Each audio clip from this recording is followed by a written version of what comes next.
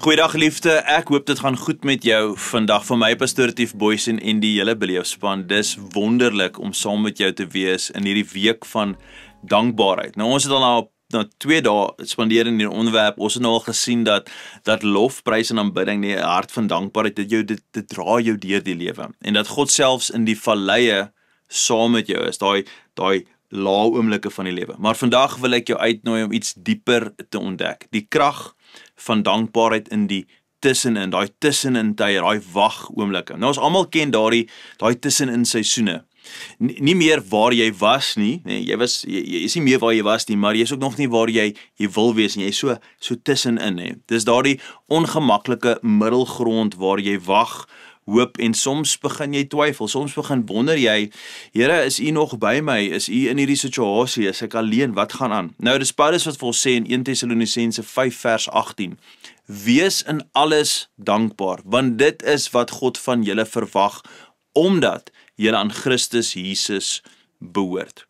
Geliefde, hy sê nie, wees dankbaar vir alles nie, hy sê, wees dankbaar in alles. Met ander woorde, jou dankbaarheid hang nie af van jou situasie nie, maar van jou, en hierdie is belangrik, dit hang af van jou verhouding met Christus Jesus. Nou, as ek iets kan vra, wat doen jy wanneer jy in daai wagperiode is, daai tussen in daai wagseisoen, wanneer jy nog nie regtig 'n antwoord sien nie, jy sien nog nie die deur wat oopgaan nie, jy sien nog nie die uitkoms nie, daai tussenin, dis juist daar, in daai tyd, in daai seisoen, waar God jou geloof kom vorm. Dis daar waar dankbaarheid eintlik 'n keuse word, en is nie 'n gevoel nie. Waar ons leer dat dankbaarheid is eintlik 'n keuse. Want elke keer as jy sê, Here, ek dank U, al verstaan ek nie, breek daar iets oop in die geestelike riekalm, in die geestelike wêreld. Dalk verander jou omstandighede nie onmiddellik nie. En dis baie keer die probleem. Ons hoop as ons 'n vinnige gebed doen dat ons omstandighede verander, maar nee, wanneer ons dankbaar is in omstandighede, maak nie saak die omstandighede nie,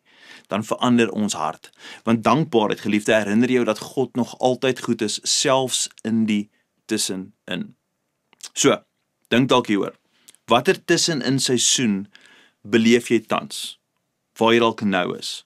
Wat as jy vandag 'n besluit maak om jou fokus te verskuif van wat jy nie het nie, na eerder wie is saam met jou in daai situasie? Want dit is wanneer ware vrede begin. Christus wil en is saam met jou in daai omstandighede.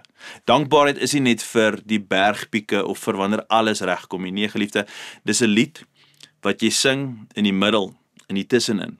Dis die lof wat jy bring, wat vir my en vir jou 'n ritme gee en beweging bring. So ek wil jou uitdaag, waarvoor is jy in alles dankbaar? Kom ons bid saam. Hemelse Vader, so baie dankie vir U enorme genade. Vandag is Woensdag, is die middel van die week. Ek bid dat Here U vir ons net nuwe durf en ywer sal gee om te hardloop saam met U, Here, dat ons 'n hart van dankbaarheid sal ontwikkel, dat ons sal besef dankbaarheid is eintlik 'n keuse. Maar dit raak 'n maklike keuse wanneer ons begryp wie U is en waar U is, dat U is tussen ons, by ons, saam met ons in alles omstandighede. En dit bring lof in ons harte op. Dit swel op soos 'n fontein wat van binne af uitstort buitentoe. Here, mag die waterstrome van vrede wees wat ons elke dag beleef. Die wete dat U is by ons in die tussenin. Ons bid dit alles in die mooi naam van Jesus. Amen en amen. Geliefde, gaan in vrede. Totsiens.